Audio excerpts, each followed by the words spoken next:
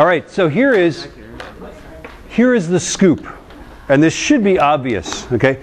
If I've got a mass and I accelerate it,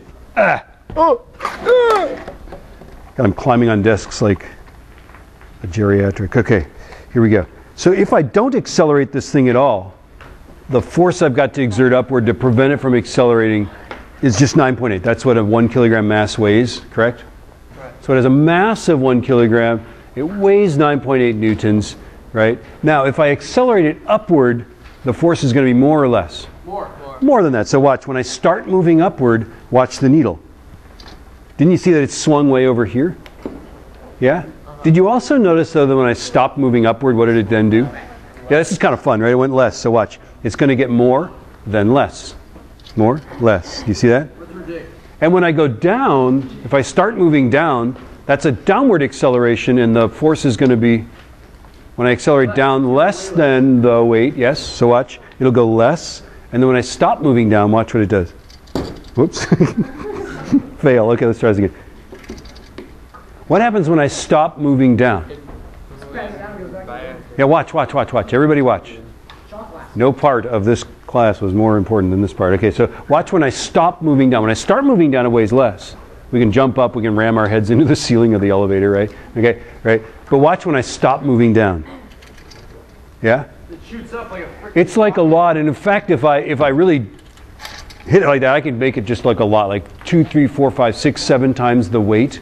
Okay? So imagine a climber. Imagine a climber falling on a rope. Okay? They climb. The rope is there to help them, right? And let's suppose that they're doing like traditional rock climbing, right? So they put a point of protection here. They climb up above that point of protection, and then they fall to below it, right? That's quite a distance that you fall. Okay? When they stop moving down, watch what happens to the force. It's like, ooh, that's a lot. I don't know if you noticed, but it went, yeah? Okay? It was a lot of force. That's why climbing ropes are rated to tens of thousands of newtons. You probably weigh 100 or 1,000 newtons if you're giant. Okay? Yeah? Okay? But these things are rated, climbing ropes are rated to like tens of thousands, 30,000, 60,000 newtons. Okay? Alex Honnold? I didn't see I saw the National Geographic. Okay, so, well, hold on. Yeah. Okay, so now, here's the deal, and I'll just show you this. If you take these formulas and you just mess around with them a little bit, okay, you can actually come up with kind of like an Uber formula. Okay, so it's force minus weight is m times a. Weight is just mg, right? And so ultimately the force is just mg plus ma. Now does this make sense? So the force, the tension in there is just going to be the weight, that's mg. If you're not accelerating, then it's just mg. If you accelerate upward, then it's plus ma because it's a plus a, isn't it? So it's more force. And if you accelerate downward, then the force is going to be mg minus ma. Yeah? Does that make sense? Okay, so a climber falling, could I have your attention? A climber falling on a rope and stopping going down is accelerating which way? If you stop moving down, which way are you accelerating? You're accelerating up. Okay? And so that's why climbing ropes are so super strong, is because you've got to be able to fall some distance and hit the rope, and then the rope has got to stop you from going down. Now, the second thing you also need to know is that climbing ropes, the ones that protect you from falls, are also dynamic. They stretch like big springs. Okay? If you use a static rope, there are ones that don't stretch. Okay? If you fall on a static rope, you just die because you stop like right now. Okay? And it just, the harness rips you apart. But dynamic ropes are springy. How many people have like rappelled to the bottom of a dynamic rope? Yeah, you get all the way to the bottom, and there's this sort of awkward moment where your feet are touching the ground, but there's still plenty of tension in the rope. And so what you have to do is you have to actually go all the way down and pull a lot of extra rope through the belay device, then stand back up. And even sometimes on a long pitch, that's not even enough, right? And then you've got to like somehow release that rope through the belay device. Yeah? We use your chant. To repel them? Yeah. And for the ducks game? No, for every Bolton High School. I'll have to read that chant. Okay, so now are we ready for the college story? Okay, here's the college story. So, Okay. It is January. I could make something up, but I really don't know. It's January. I am in the study hall of the dormitory, and the dormitory is by the way, it's been torn down now. They tore this down to put in this by the way, very beautiful student commons, right? This is Macalester College, St. Paul, Minnesota. My dad taught there. Okay? Here are the floors, and the ground level was this is the outside, so this is like where the street is. This is Snelling Avenue. Picture like Pacific Highway or something like that. 4 lanes, little refuge lane in the middle, right? Very busy street. Here's this, kind of an ugly dorm, right? Okay, built up there. This is the boys' floor. This is the girls' floor. So it was co-ed by floor, but not like there weren't boys and girls living on the same floor because there was only like one bathroom, sort of thing, right? And then on this side, on the side facing the college, it was actually down, the earth was down a little bit lower like that. You had to go downstairs, right? There was a set of stairs to get in here, right? Now, it is Friday night, and Raiders of the Lost Ark is in the cinema. And it's not like it was the first release. This would have been 1982, okay? So it was like it had been in the theaters, and now it was in the dollar theaters, you know what I'm talking about? I don't know when it was released, but it was still, I love that movie, right? And it was going to be there, and it was going to be for $1. Right?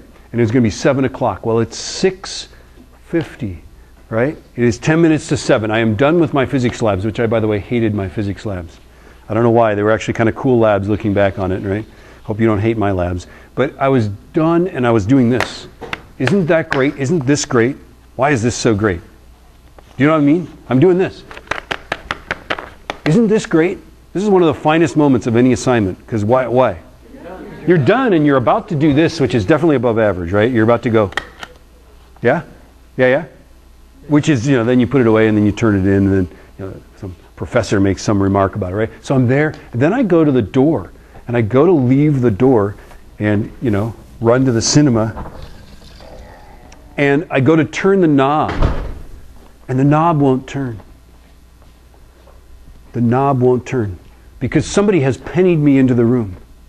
They thought I was such a geek for doing homework on a Friday night. But see, how many people do that? You make yourself do something you don't want, and you reward yourself with something you do like to do. How many people do that? Yes, there we go. And I make lists, and you make lists, and on the list, do you ever put rewards on the list? Yes. How many people put things on lists that they've already done? Yes, so then you can cross it off. First thing, I'm done with that. Then there's the next thing, right? So anyway, I'm done. I got my assignments all done. I go to open the door, right? And I can't move it. The knob will not turn. And then I look at the door, and so what somebody has done is they've pennied me into the room. Now, to penny somebody into the room, okay, what you have to do, and we got to get this on camera here. We got to make this a little wider there. There it is. Will it get that? No, it won't even get that. We'll turn it over because people need to see that on the internet, don't they? Okay. What you do is you get a very strong person. What they do is they lie down. There we go. Okay, you get them to lie down in the hall and leg press the bottom of that door in. Now, all dormitory doors are just like this door without a window. Okay, they're a solid wood door because that way they prevent the fire from burning through them.